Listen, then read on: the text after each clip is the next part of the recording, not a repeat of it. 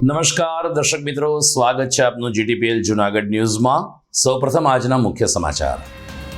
બંધારણના ઘડવૈયા અને ભારત રત્ન ડોક્ટર બાબા સાહેબ આંબેડકરની 133મી જન્મ જયંતિની આવતીકાલે દેશભરમાં થશે ઉજવણી। જૂનાગઢમાં પણ પુષ્પાંજલિ અને શોભાયાત્રા સહિતના આયોજનો।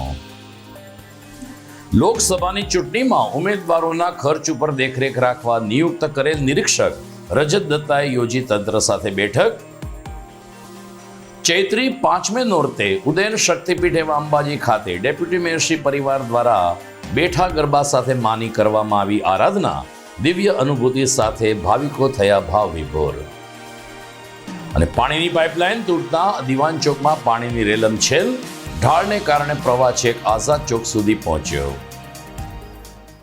આ તમામ સમાચાર વિગતવાર જોઈએ તે પહેલા લઈએ એક બ્રેક।